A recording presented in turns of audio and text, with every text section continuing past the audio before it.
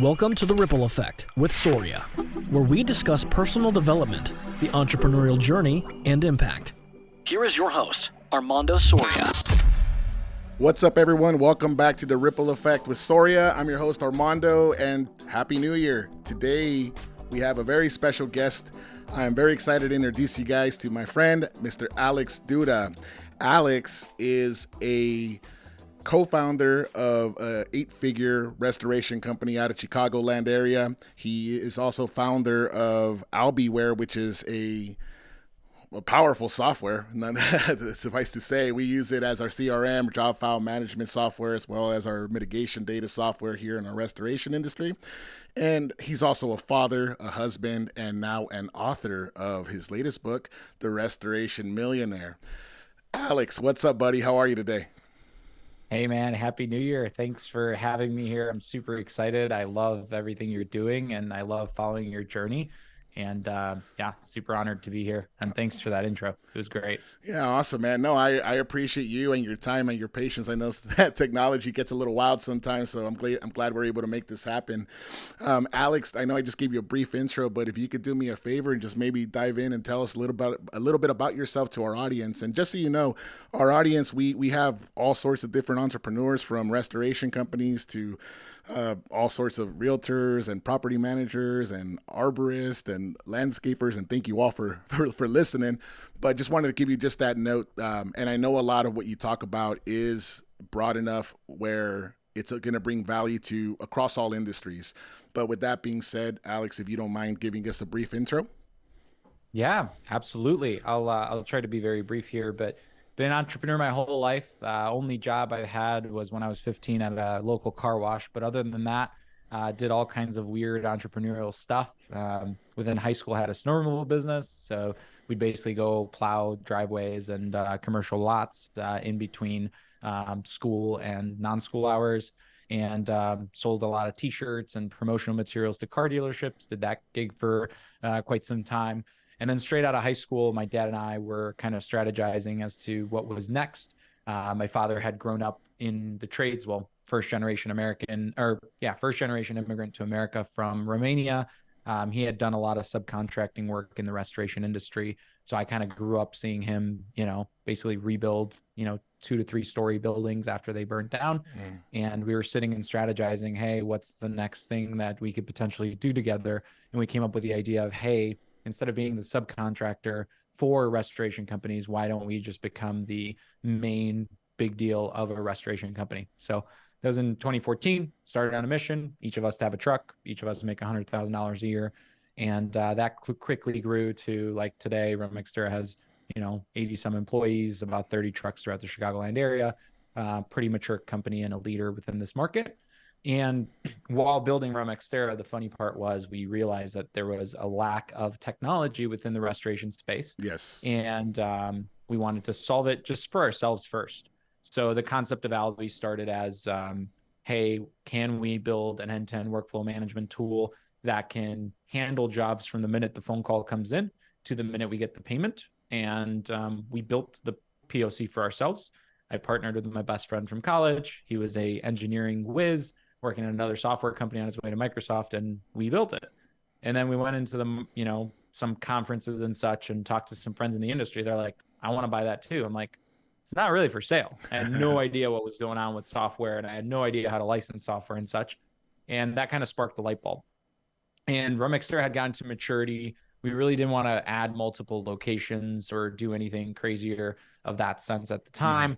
I was like, how else can I make massive impact in the world? That's really something that's always driven me.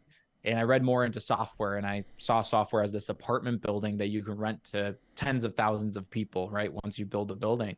And I saw how scalable it was. I saw how much impact it can drive. I saw the value that it brought, down to earth contractors that are feeding their families and how it can make their lives easier. So I decided to embark on this journey of, hey, let's build this software that really propels restoration forward. And for the past, 3 to 4 years, that's kind of been my thesis in everything I do. It has to fit the bucket of moving the restoration industry from the antiquated industry it's been forward. Absolutely. No, and as a restorer myself, I see you and I appreciate that vision and that drive and purpose. I mean, it's I'm a happy customer, as you know, for Awesome. of Albiware, and it really does it really does make life a lot easier having a solution like that. For us in the trades, or us knuckle draggers, right? Mhm. And one part I left out during the intro, and I think it's important to note just as we dive in here is, in addition to an entrepreneur and author, you're also a consultant and a business coach. And I think that's really important to highlight because, again, it ties in just to the fact that you are driven with a bigger purpose than yourself. And it really is something that's admirable that I admire. And it's really cool. I followed your work and I don't know what year when did you guys create Albiware? When was it released for market, I guess you could say? It went to market in 2021. We founded it in 2020. Yeah, that's awesome. And I think I want to say we signed up with it in 2022, early 2022, maybe even late 2021, and so when we just through mutual forums and threads just kind of came across your name, and I started watching you obviously push not in a bad way but in a good way, push the software and get the word out on it. And of course I started following that. Then next thing you know it, I started really watching you did something that was very against the grain, very different for our trade. And that was, you really took pride in the webinars, you really took pride in the education. And I'm not saying that there aren't other people doing it, there are, but just as compared to other industries, as you know, it is different. And I mean, even from the few people that do podcasts and the few people that do reels, I mean, we're a little bit behind in our trade. And I say that with all respect, and I love being a restorer. But that, I think, was what ultimately, grabbed attention. When I turned and was like, man, I really like what this guy's doing. And as I was paying attention to you develop this software and give all this education and whatnot, I also started seeing that you were heavily involved in personal development, which, as you know, I had started my development journey, and so right away I was like captivated. I'm like, man, this guy's the real deal. Can you touch on this a little bit? Can we talk about the personal development as how it applies to your life and where you are now, what you're doing in terms of the consulting and the coaching? Kind of just go from there. Yeah. I mean, I'll start with my core belief, and that's because it's just important to me. We all exist in this world to first build the best version of ourselves, and then second, pour it back into the world to make as much impact as possible. And I think, like, if you do that, you'll reach fulfillment, you'll reach legacy, and you'll be able to have things that I don't think money, fame, any of those things can really unlock for you. And then the second realization that I see, especially, being an entrepreneur myself, is that the biggest bottleneck to any business is the entrepreneur and the founder themselves. And I see so many people their business literally outgrows them. And once the business outgrows them, they're in this zone of pain where they just got a lot of stress, a lot of headache, and it's impossible, not sustainable, to have the aspiration and the drive to grow a business to over 8 figures, but not be able to grow yourself as an 8-figure entrepreneur or 9-figure entrepreneur. So that's what kind of sparked the idea of personal development. The other thing I realized is one of the keys to my success. I'm a very young entrepreneur, and a lot of people ask me, okay, how by the age of 27 were you able to do all these things? I realized that the hack, quote unquote, with personal development is you literally go find the person who's had the problem that you're facing right now and solved it. And maybe they spent a lifetime trying to solve it. You get next to that person, you pay them for their time, they give you the solution, you implement it, and it literally saves you all that time. So like from a very early age, I mean, I went in and consumed all the books that I possibly can. I had multiple coaches for different aspects of my life. And even today, I mean, I've got 7 coaches that I actively work with to better myself. I mean, Dan Martell, he's a serial entrepreneur, software, 3-time software founder. He is absolutely extraordinary when it comes to software. Clayton Mask, he's the CEO of Infusionsoft. He sits on our board of advisors. I meet with him on a monthly basis. I've got a personal trainer that I work with that focuses on just Spartan races, as that's my, health area. That's what I try to do. I've got a nutritionist. I've got a spiritual coach. And yeah, you just go find those people. You build the best version of yourself, and then you pour it back into everything you do. You show up 110%, and it's just mind blowing. And a lot of people, they're hesitant. They're almost selfish. Like they're willing to spend $10,000 to go buy, I don't know, 5 dehumidifiers in restoration, but they're not willing to spend $10,000 to take themselves and their wife to Date with Destiny by Tony Robbins, for example, and just transform their marriage. It's like we say that, you know, the way we show up in life is very important, but then we do the exact opposite with our money. So yeah, I think every entrepreneur, the biggest bottleneck to their dreams, goals, aspirations is not outside factors. It's not money. There's plenty of it in the world. It's not market size. There's plenty of it in the world. The biggest bottleneck, and arguably the only one, is themselves. So if you're listening to this podcast and you don't have a coach and you don't read books, for example, and you don't follow podcasts, and you're not actively working on building yourself, you're going to be outdated. Your businesses are going to overgrow you. You're going to be in the zone of pain. You're going to hate your life. And then you'll probably sell your business on like some sort of impulsive get rid of it decision because you weren't able to build it into something sustainable. Absolutely. No, absolutely. And I agree with you 100%. And I know just from personal experience that making that decision that seems so hard, don't know why, right? Yeah. But it seems so hard to hire that first coach, you know, and thank God that I'm blessed with a beautiful wife that gave me the green light and made me feel a little bit better about investing in myself, which is bizarre, right? It's bizarre when you think about it like that. But once I made that investment, that's when the wheels came off and life changed, not just business, but all aspects of it. And through coaching, and I do have a couple coaches even now, and I'm part of mastermind groups and, you know, consume quite a bit of content. And honestly, that's the whole purpose behind this podcast here. It was just to give value because of how valuable the content was, you know, in my life. So man, we're one and the same in that sense. Let me ask, what now I want to tie that into your book because there's some topics in it that I do want to get into and discuss.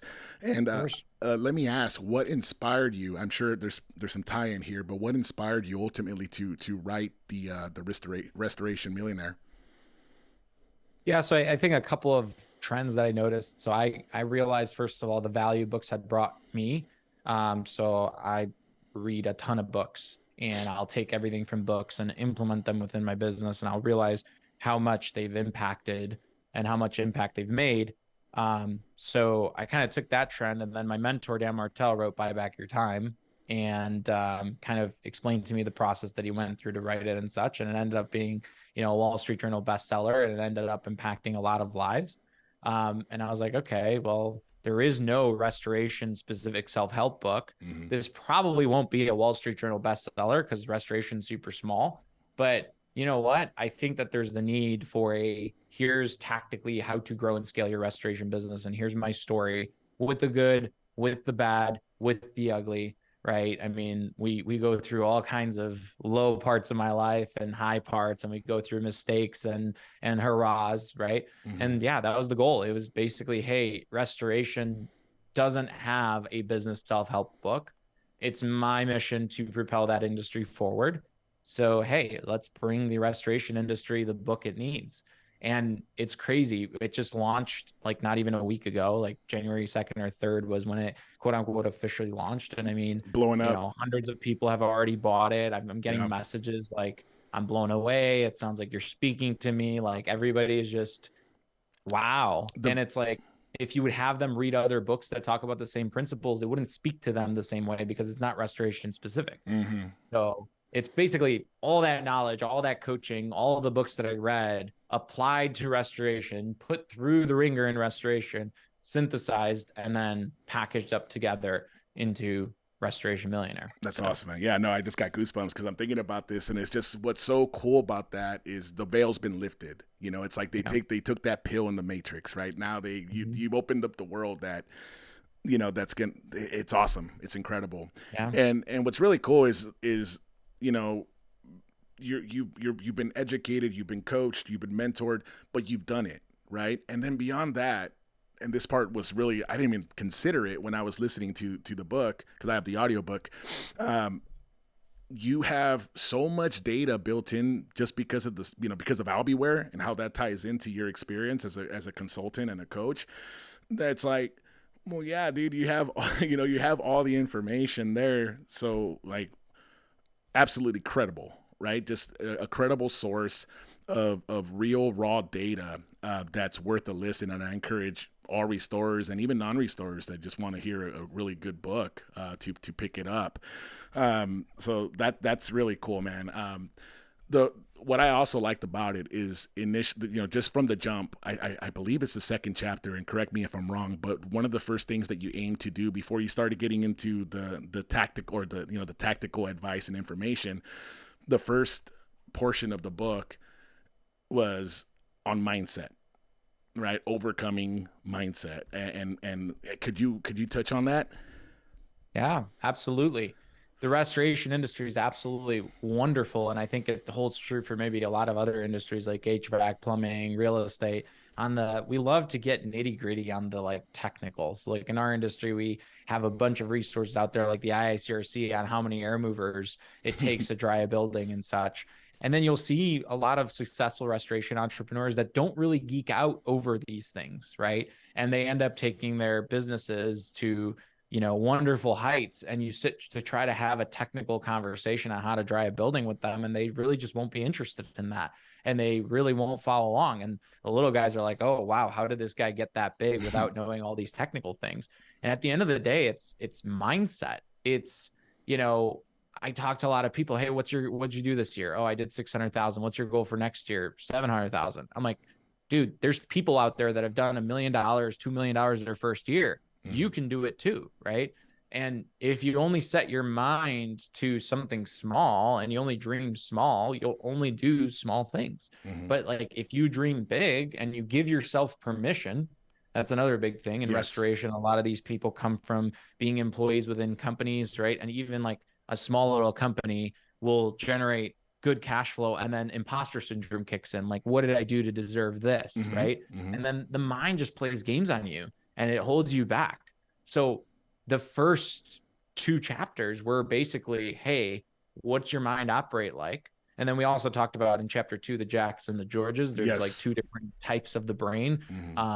One, Jacks are very entrepreneurial, sell, disorganized. Georges are the nerdy, more organized people, very structured, but they struggle with sales, and identifying which part of the mind you are, and then understanding that you have to find a way to replace the other part of the mind that you're missing out on. So, but that's, if you don't even dream to build a $10 million company, it won't happen by accident. Like 8-figure companies don't build themselves by accident.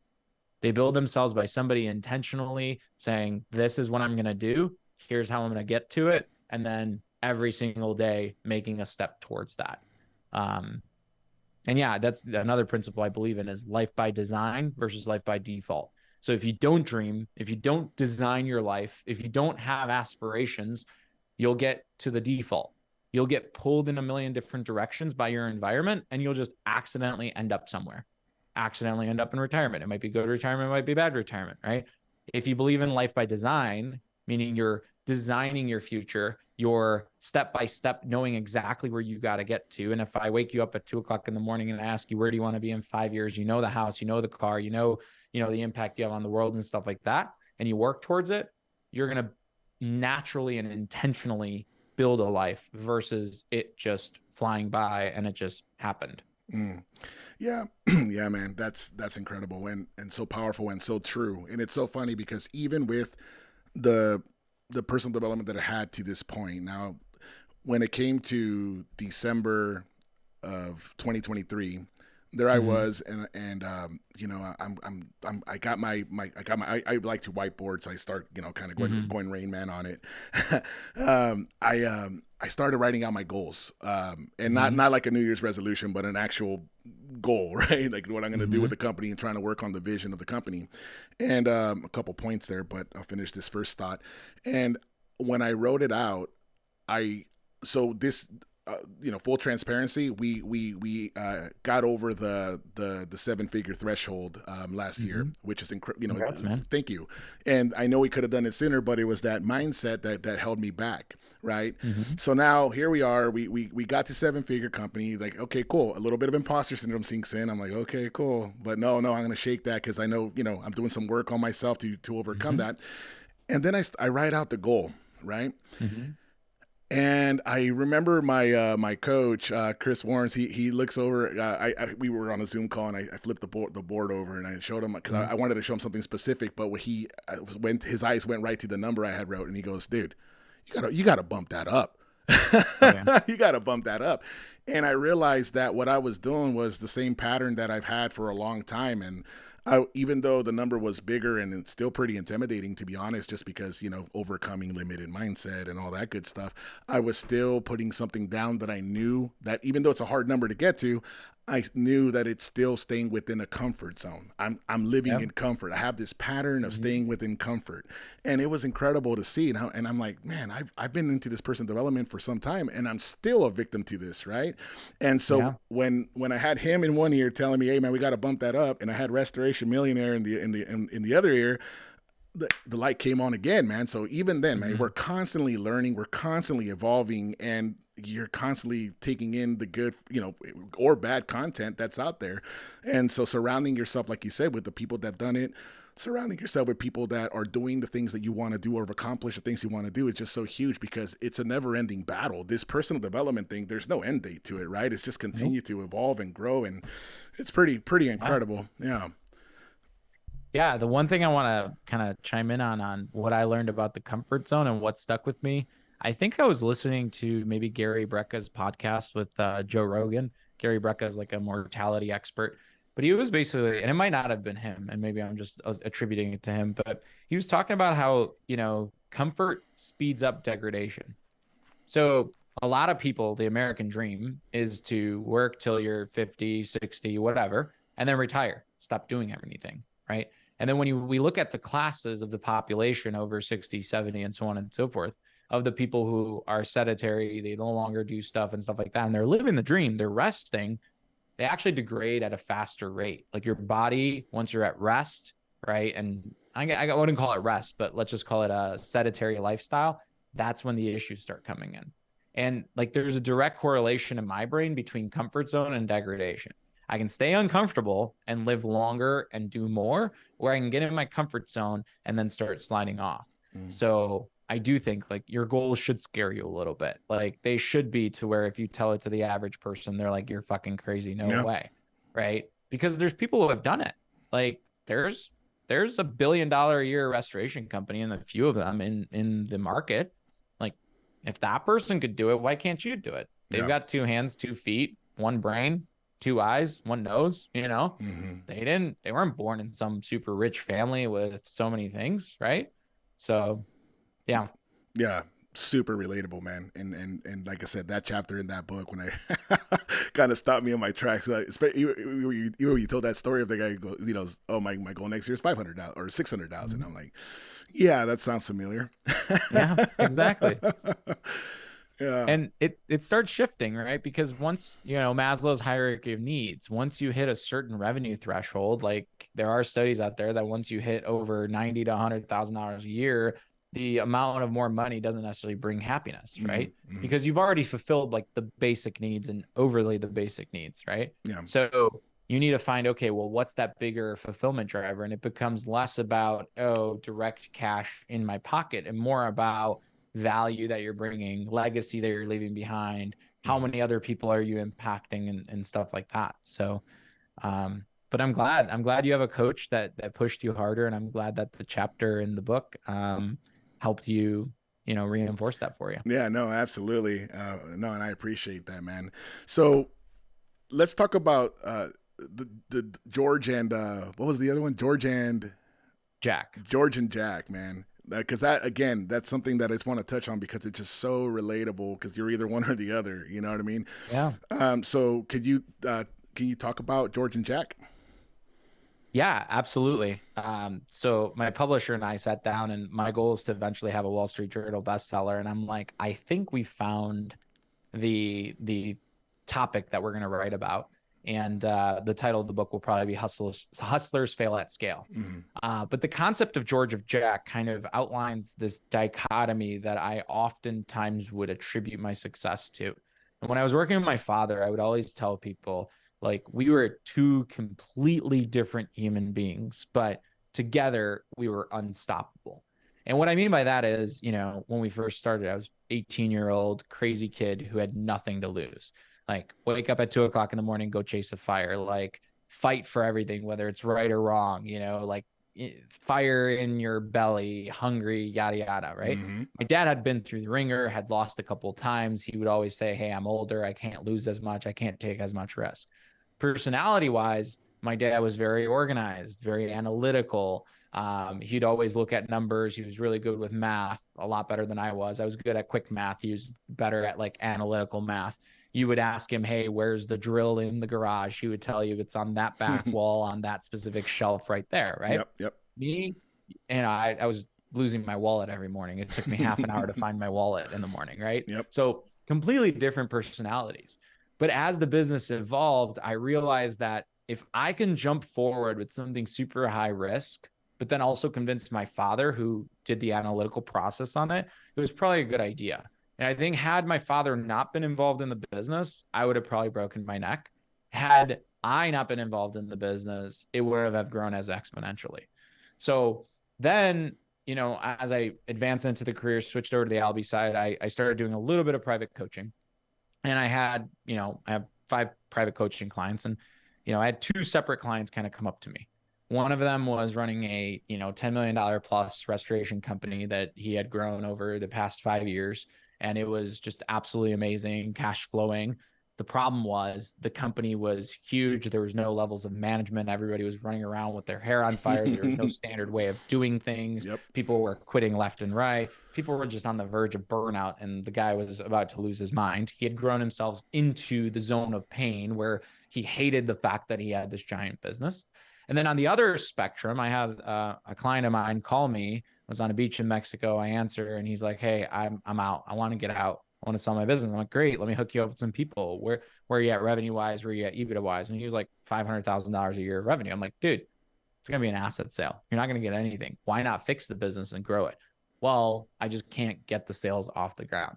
This guy was an ex-Nestle guy, super, systematized, organized, super George like-minded.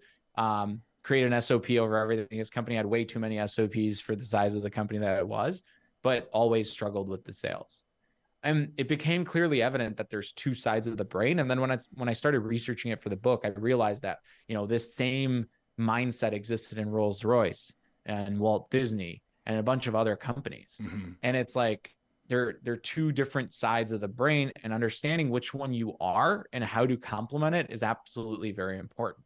So in the book, we talk about if you're like Jack, where you're a, let's call it a hustler, right? You can sell freaking ice to Eskimos. You have no issue bringing jobs through the door. The business is absolutely exploding, but you're a mess. Like, you're looking for your car keys for 20 minutes every single day.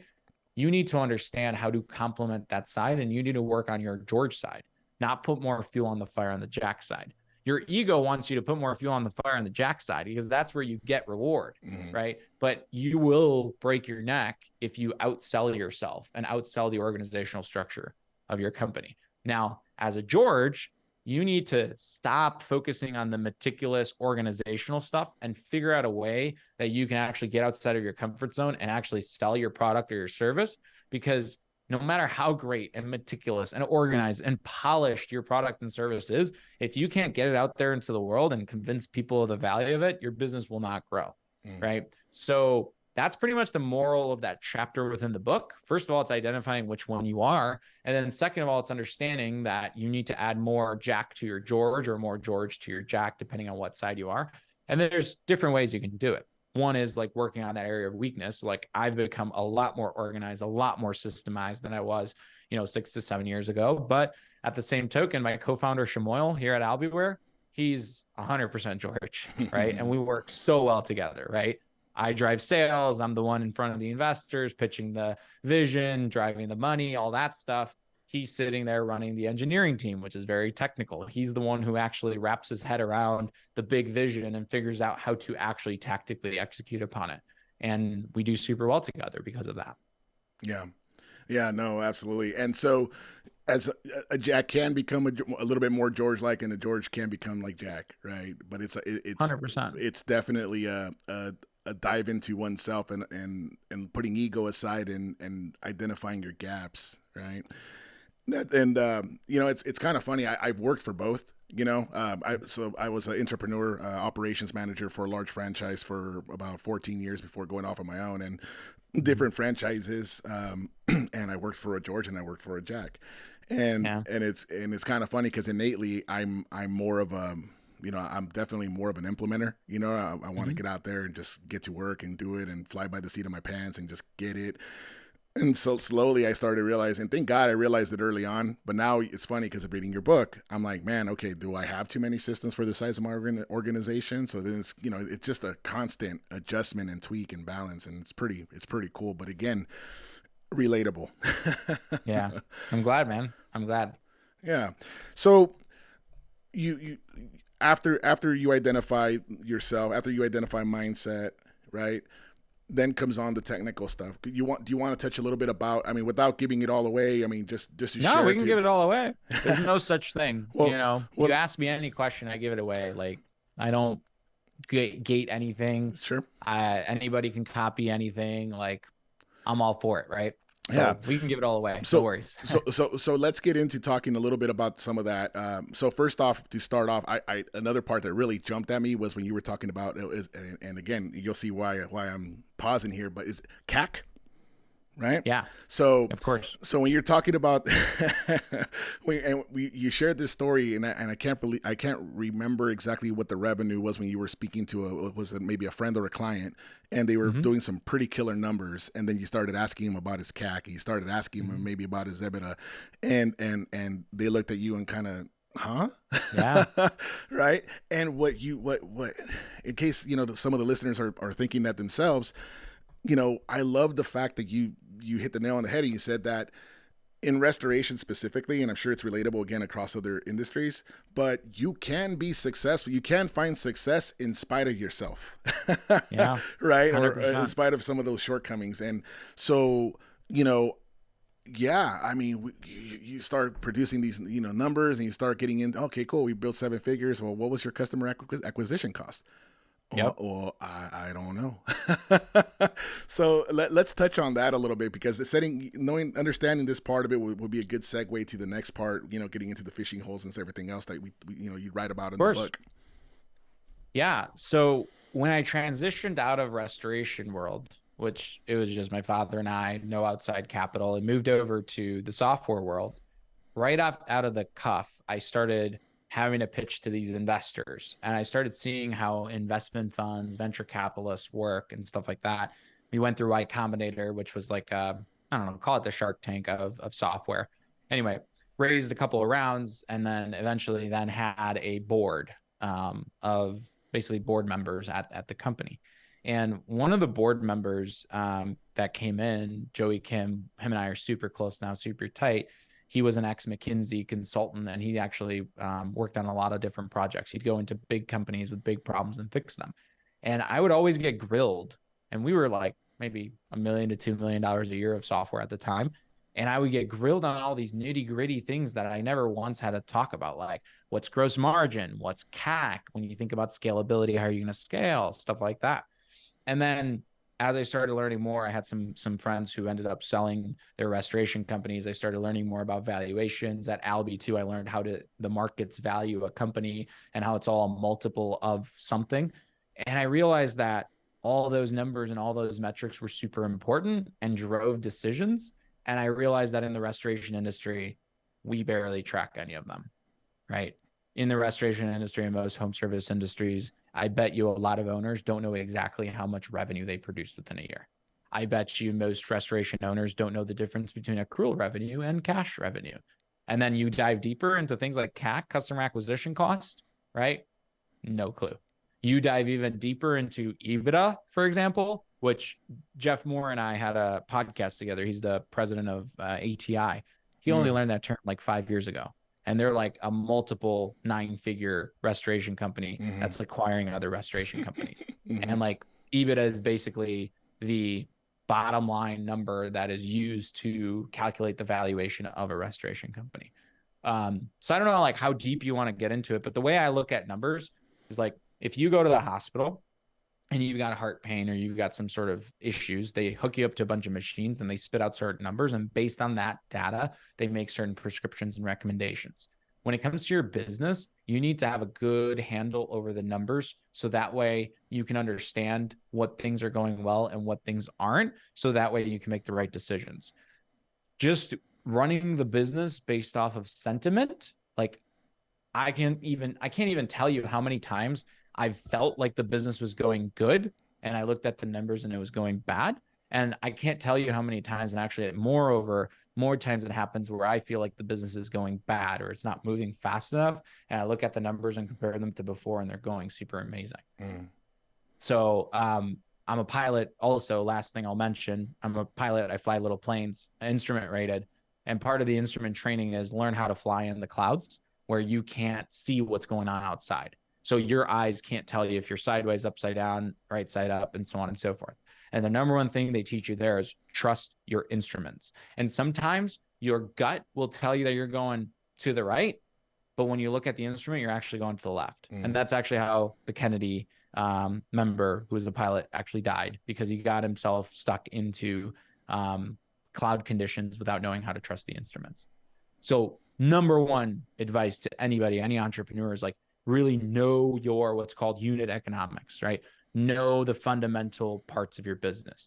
Know how much revenue per customer, how many customers you've sold this month, top line revenue, in how much you've invoiced, top line revenue, and how much you've collected. How much does it cost you for every single unit you produce, right? So if you do a mitigation job, what percentage of that job is allocated towards direct costs like labor and material, right? And then customer acquisition cost. How much does it cost you to acquire a customer?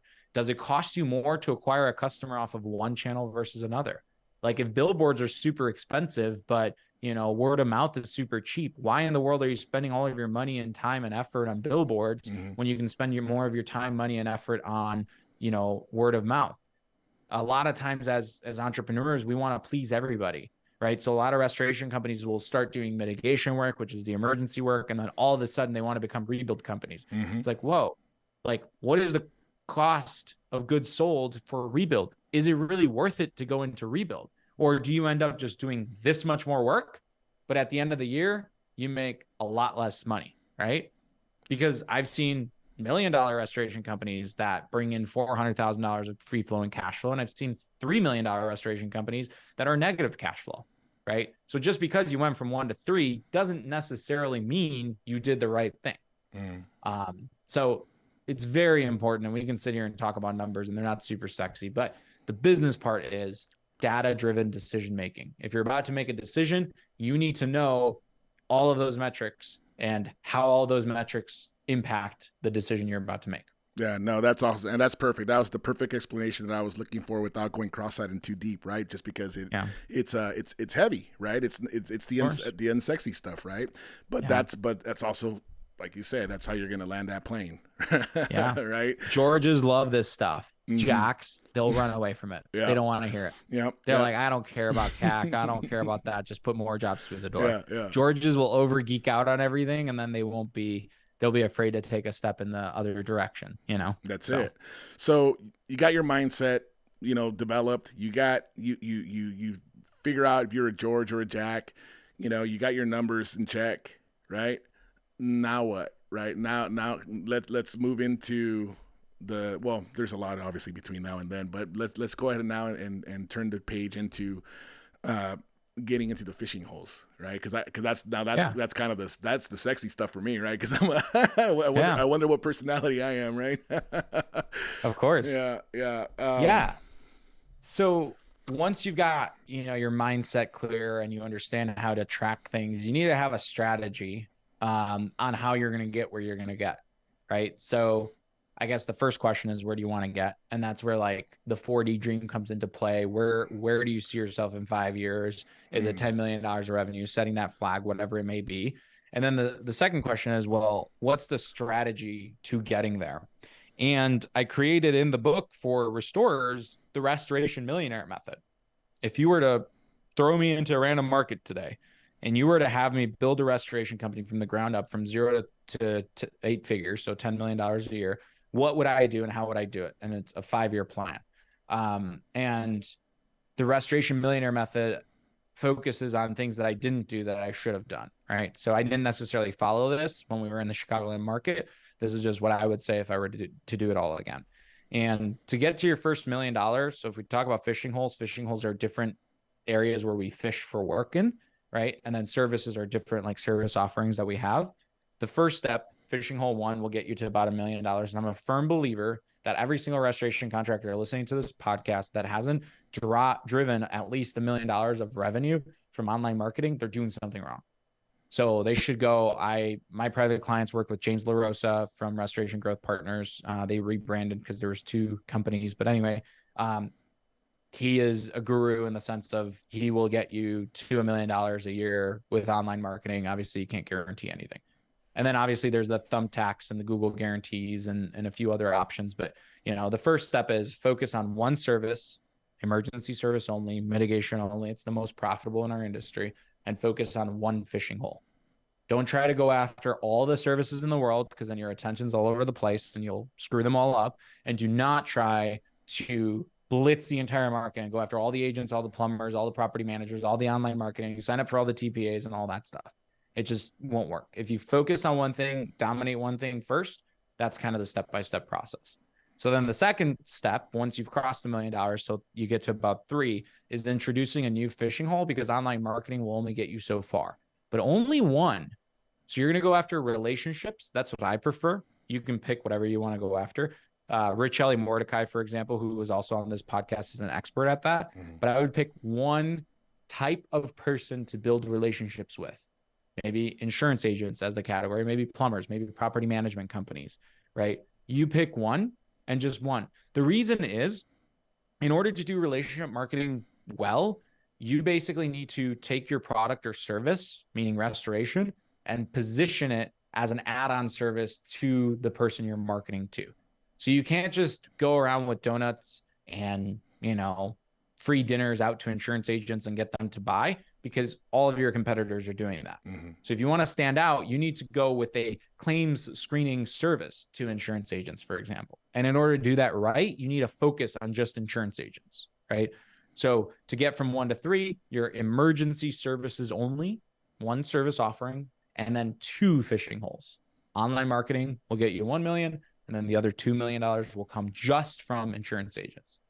Now, once you've mastered how to do relationship marketing with insurance agents, the next step is easy. You just go after multiple referral sources using the same things that got you successful, like the means and methods with insurance agents, right? So from 3 to 5, you're now adding in plumbers, property managers, whatever, TPAs if you want. And you're basically following what you've learned from, the one referral source to the multiple, right? So now you're a $5 million a year mitigation only restoration company. You should be returning about $1 million a year of free flowing cash flow, which is absolutely excellent. And you're doing a great job and have this network of people within your market that's referring you work. So what's the easiest way to get to the next step?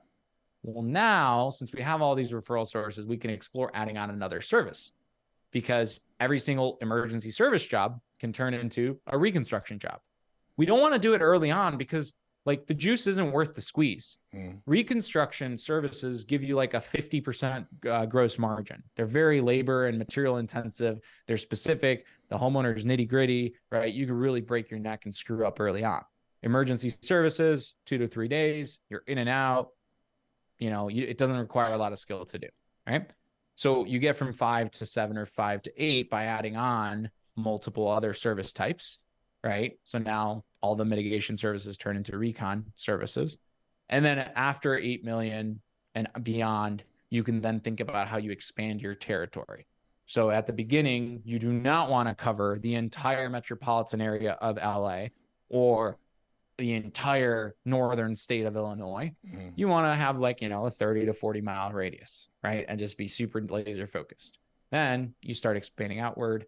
And then after that, 10, 15 million plus, depending on your population center, you might start needing to add multiple other locations. And the fun part about the Restoration Millionaire method is when you add another location, you just start with step one. Rinse, wash, and then that repeat. location goes to $1 million a year. And then you start marketing to the agents in that area. And then it goes on and on and on. Yeah. So it's distilled. It's super simple. It works. I mean, I've got clients from just starting out to, almost $20 million a year revenue. And, it'll work with all people. I've got clients in, Salt Lake City, which is a small market, parts of Connecticut, small market, Seattle, small market. Actually, other than Romexterra, there aren't that many big markets that I consult in. So it's totally doable. Yeah, that's awesome, man. And yeah, I'm going to keep plugging this book because, I mean, there you go, guys. Like the how-to, right? And it's really cool. I had signed up for the early release of the book, and and you were gracious enough to kick over the first few chapters of that book. And I remember opening up the email and downloading the PDF and going just kind of skimming through. And once I saw the method and the way that you broke it down, 1 to 3, 3 to 5, 5+ kind of thing, I was like, oh, cool. This is so cool because you could easily just drop a pin and say, I am here. And I know those are generic numbers, and they can move around a little bit, but no, super tactical book, and I love the way you set it up. Again, starting with the mindset, going into doing a diving yourself and what you want, and what and then going from there. So no, it's fantastic. I haven't gotten beyond these chapters, so I'm still going through the book. Is there anything else that you want to add in regards to the book? Yeah, I mean, I think the last thing, and this will be relatable to any business, but it happens especially in restoration, is what I call the reactive rollercoaster. And I believe 100% of the people listening to this podcast will relate to this. Comment below if you relate to this. But, one day you're focusing on sales, right? Because you have no jobs coming through the door. You're focusing on sales, right? Then you get sales. Then you're like, oh, crap, I don't have people to do the work with. So then you focus on going to find the people. You kind of forget about sales, right? Then you found the people. Now you got all this work through the door, but you haven't built it. So then you focus on building all this work and getting it out so that we can collect the money. Again, you forgot about sales and people. And then after you've built it all, right, now you got all of this money. You go look in the bank account. It's like it's empty and all this money's sitting on the books. You got to go collect it. So you focus on collecting that money, right? And then you realize that after you've collected all that money, you're back into a dry spell, back into stage one. And it's just up and down and up and down. You're just not in control. Yeah. Right. And I remember we got to $3 million a year and we were looking at the bank account. We're like, what in the world did we get ourselves into? We went from a couple $100,000 a year of revenue to $3 million a year of revenue, and the bank account's still empty. It's like, is this working? I don't know. I think it's working. And the only difference was that bank account was our accounts receivable. It was money that was sitting on other people's books, right? And people owed us this money, and we just weren't able to collect it quick enough. So again, life by design versus default. If you work by default, you'll end up on this reactive roller coaster where you go up and down and up and down. You don't have control over your life or your business, and then you hate it because it's unpredictable. Or you can design it, right, and then become what we call the proactive pilot. Again, I know there's some puns in there, but you're actually in control. So setting a foundation, setting those systems up, following the Restoration Millionaire method will prevent you from having to go up and down like that if you're laser focused on one thing. Because the big thing the Restoration Millionaire method goes through is just focus, right? At the end of the day, if we're going to distill it down into one word, it's focus. Do not try to do everything. And entrepreneurs, they're the exact opposite. Hey, can you clean my carpets? Of course I can. $20, right?